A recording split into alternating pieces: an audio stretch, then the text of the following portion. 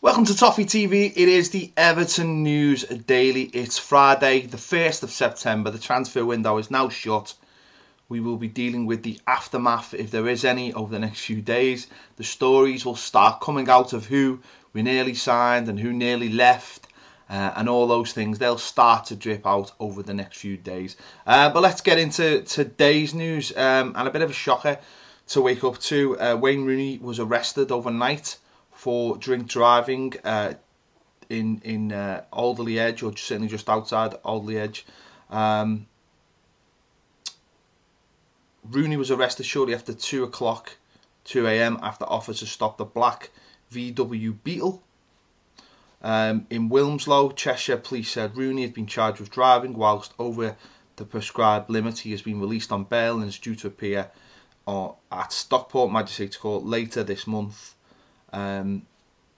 Bit disappointing for Wayne. Obviously had little moments with alcohol in the past. If you remember last year, when he was on England duty, he was photographed in a bar between England games, perceivably drunk, and the newspapers made a huge thing out of it.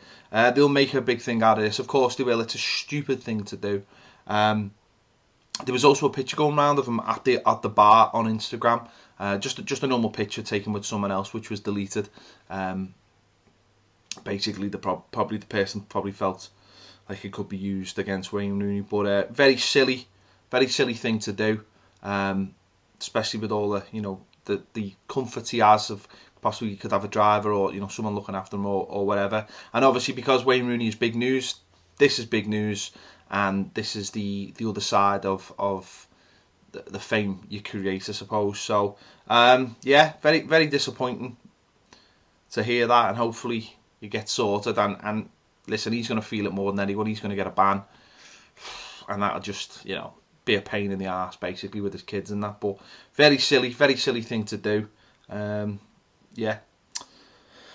Let's hope it gets sorted out and we move on. Everton have completed a signing overnight that has been announced. It is the signing of 18-year-old midfielder Dennis Adrian from Fulham. He'll go into the under-23 squad. The teenager made 5 appearances for Fulham, his first team, and scored on his professional debut in the League Cup match at Leighton Orient. He played for England at the Euro Under-17 Championship in 2016 when England reached the quarter-finals. The 18-year-old Londoner joined Fulham 6 years ago and converted from a striker to central midfield. So David Unsworth continues to build that squad with the brightest and the best around.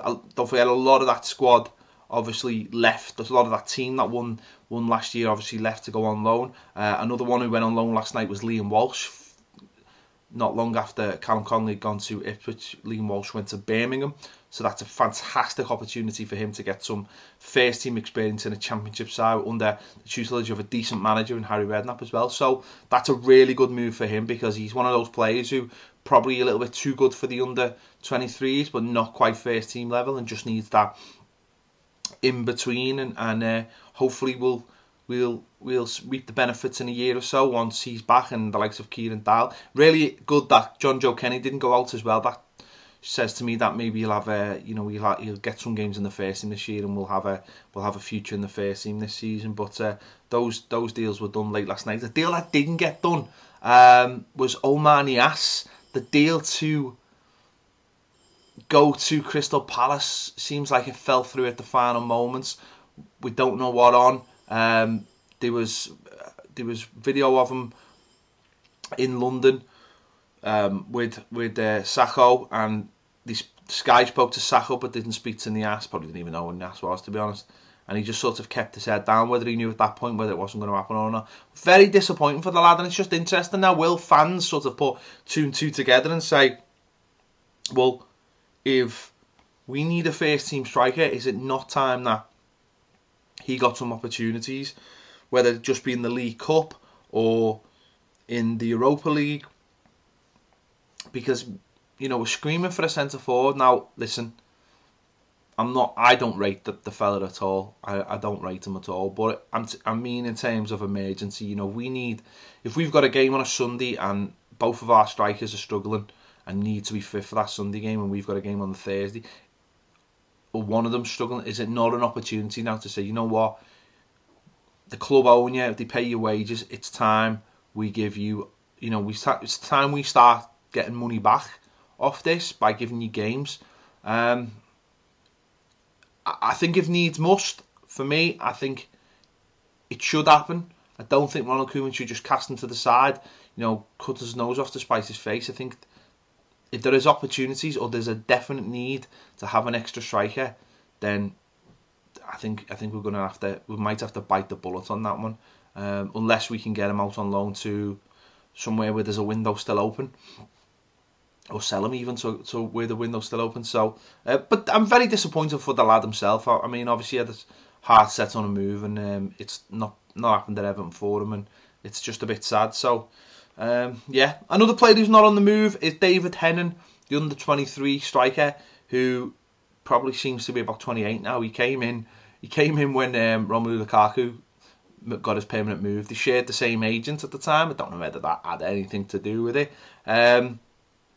The young Belgian striker was seen as a hot prospect when he got on, but it's not quite worked out for him. He got some, he was part of the under-23 squad last season and come on and scored some decisive goals. And there has been rumblings all summer about him leaving the club, but he's put on Twitter this morning, after a long time to speak with the club, the right decision for me was to stay. I think I still have a lot to do for this club. # come on you Blues. So that's an interesting one. Has he been given assurances, or did an offer not come in, or was it an offer he didn't fancy? I don't know, but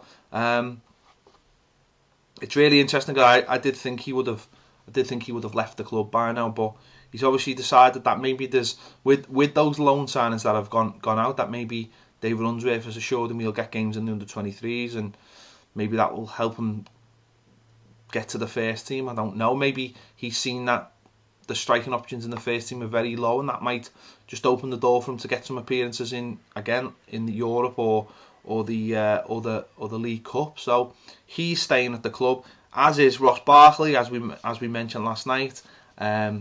Still no wiser to why that deal fell through or what his reasons were, but I don't think we'll ever know. But that's up to Ross Barkley. Obviously Nikola Vlasic came in as well last night.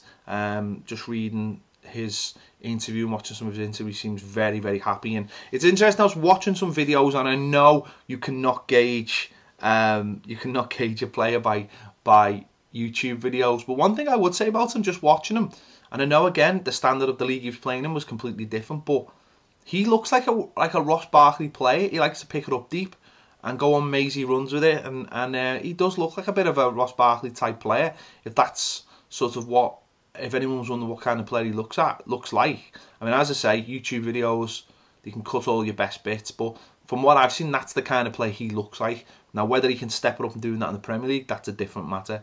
So we'll wait and see. Obviously, as we mentioned, Callum Connolly went to Ipswich, and that's basically it for all the confirmed news.